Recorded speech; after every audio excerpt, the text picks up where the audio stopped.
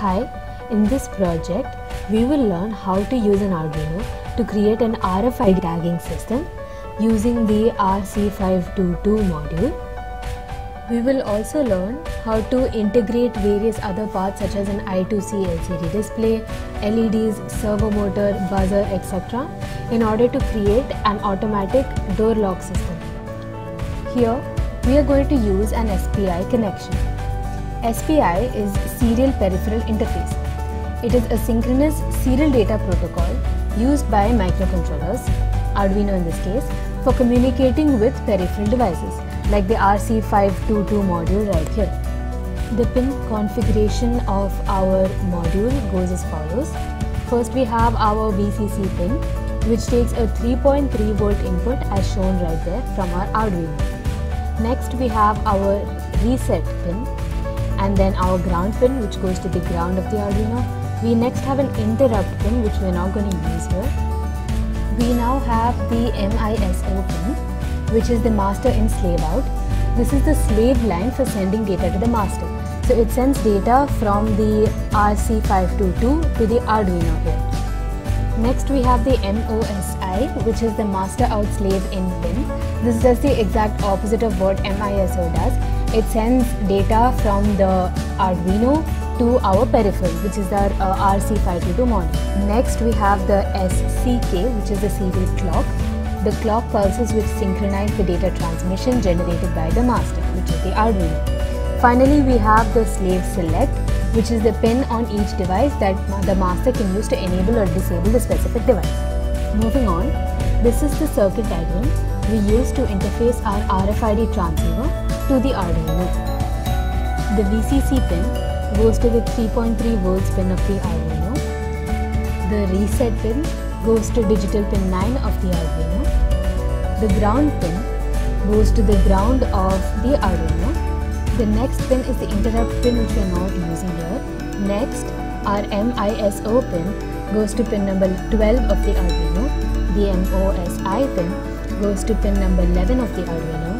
The SCK goes to pin number 13 of the Arduino. And finally, we have our SDA or the SS, which goes to pin number 10 of the Arduino. Next, we need to be able to perform these two steps. First, we need to find the UID number of the correct RFID card. Then, we should be able to compare that UID number to the input RFID card, which is shown in front of the reader. We need two libraries, one being the SPI library, which is usually available with the Arduino package. The second is the MFRC522 library. This library most probably has to be downloaded. The link to download a zip file of this library is given in the description below.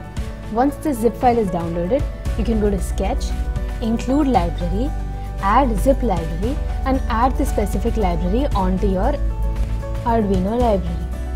Now, as we know, first we need to figure out the UID number of our card. So we go to File, Examples, find a library which is MFRC522, and then go to Dump Info, right there. Upon clicking it, a new Arduino window is going to open with a specific code. We simply are going to verify it and upload it to the circuit. Once uploaded, we are going to open the serial monitor on the top right of our screen in order to check the progress. Now I'm going to go ahead and tag the card using the reader. Note that this is the card we're going to use to compare our input cards with in the future. Just slide up and you can find our card UID number. Note down this number for future purposes. Now, just to show you another example, I have used a second card which I'm going to scan right now.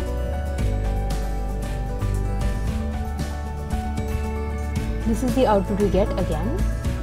These are all hexadecimal values. Now I'm going to go ahead and slide up. And that is the card UID number for the card that we have tagged. This is the code we are going to use to compare the UID value we have stored to the UID value of the card that has been input through the RFID reader. First, we import these two libraries.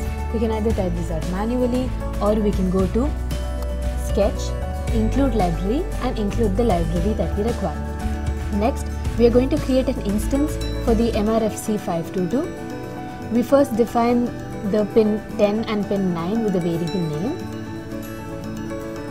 As we know, pin 10 goes to SS, that is the slave select pin, and pin 9 goes to the reset pin. Then to create the instance, we set a variable name, and then under brackets, we put the slave select pin and the reset pin. Next, under void setup, we initiate serial communication, then initiate the SPI bus. We then initiate our MFRC522 module. And then onto the serial monitor, we are going to print the text approximate your card to the reader. So when this text appears, we know that everything has been initialized. We are given another serial.println to skip another line.